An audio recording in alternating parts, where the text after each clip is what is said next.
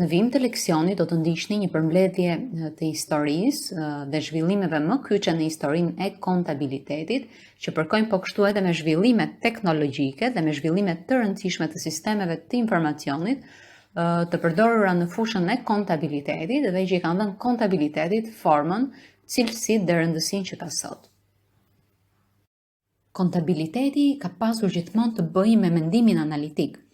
Qysh nga ditët më të hershme të profesionit, Luca Pacioli theksoi rëndësinë e matematikës dhe llogarisë për analizimin e transaksioneve të biznesit. Seti i aftësive që llogaritarët kanë nevojë për të kryer, për të performuar matematikën dhe për të mbajtur llogaritë, ka evoluar nga përdorimi i lapsit dhe letrës tek makinat e shkrimit dhe kalkulatorët, pastaj më vonë evoloi dhe u ndihmua me zhvillimin e spreadsheeteve deri në aplikimin e programeve të kontabilitetit të kompjuterizuar. Ndërsa sot edhe më aktuale është apo shfaqet një aftësi e re,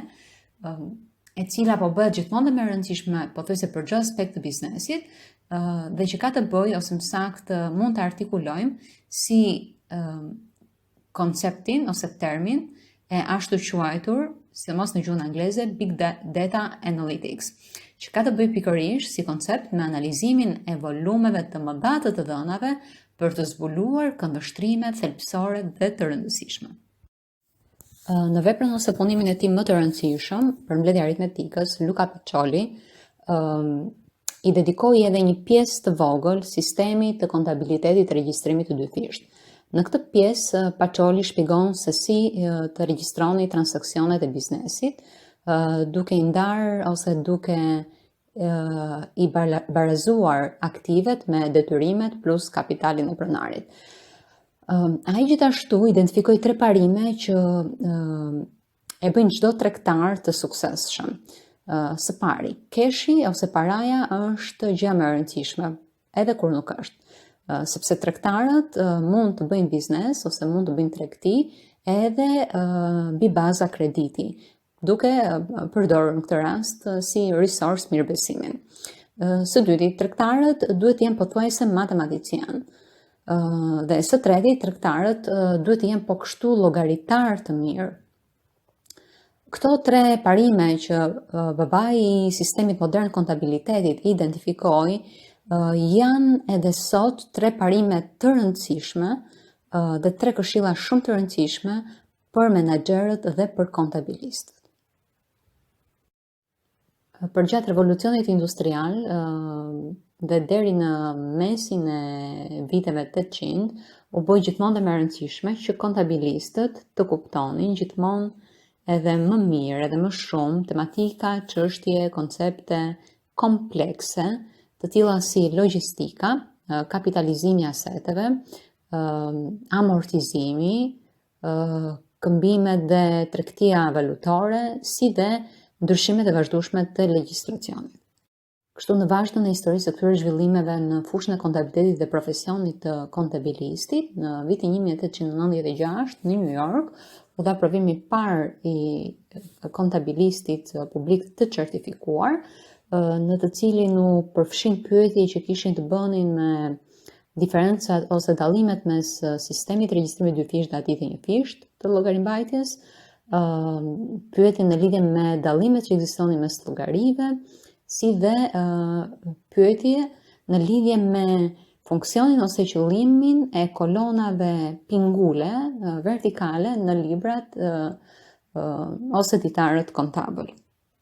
Ashtu, gjatë vitit 1913, u rritën rregullimet që përfshiheshin në legjislacionin në lidhje me tatimin mbi të ardhurat,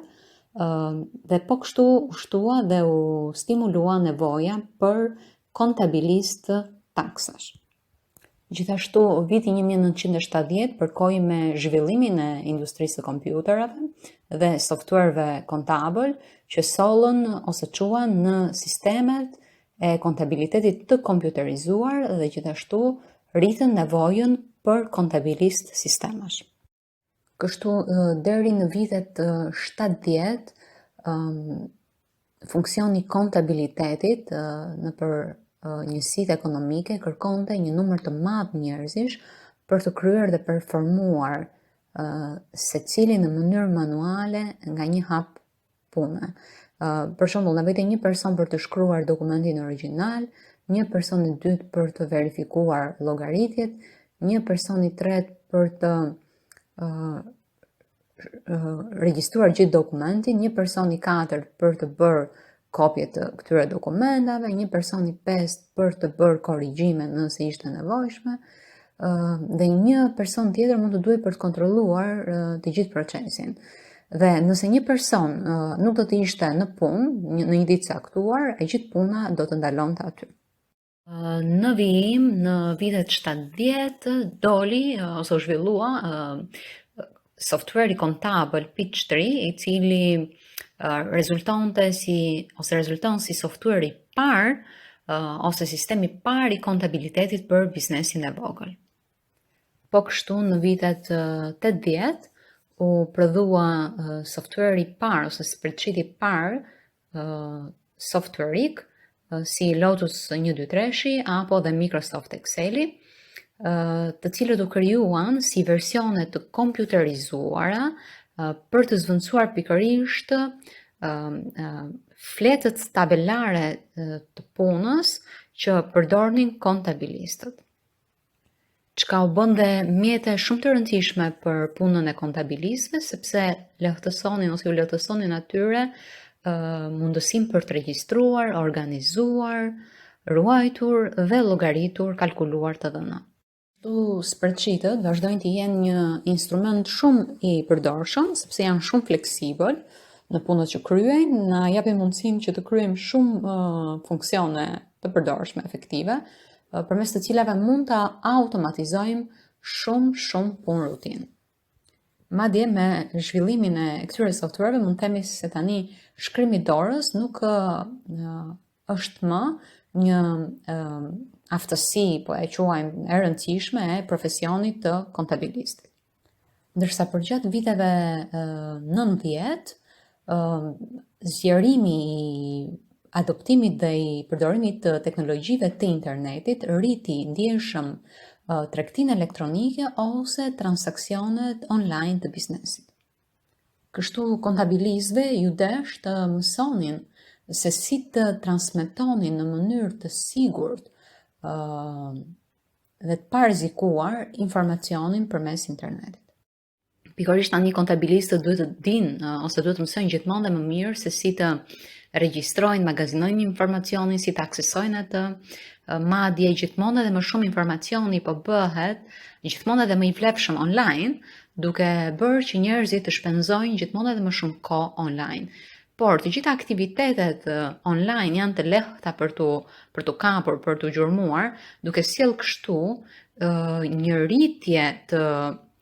shumës ose të volumit të dhënave për tu analizuar. Por gjithashtu ka dhe një rritje të volumit të dhënave jo financiare që kompania gjithashtu i përdor për të bërë parashikime për të ardhmen e saj. Madje, si pasojë e këtyre zhvillimeve, kontabilistët duhet të dinë se si të interpretojnë informacionin financiar dhe treguesit financiar dhe madje të kontribojnë për vendimarrjen strategjike të firmës. Gjithashtu, gjatë fundit të viteve 2000, zhvillimet e mëdha në fushin përpunuese kontribuan në zhvillimin e teknologjisë së smartphone-it, i cili solli ose rriti në mënyrë eksponenciale sasinë e kohës që njerëzit shpenzojnë online, po kështu edhe volumin e të dhënave që mund të analizohen.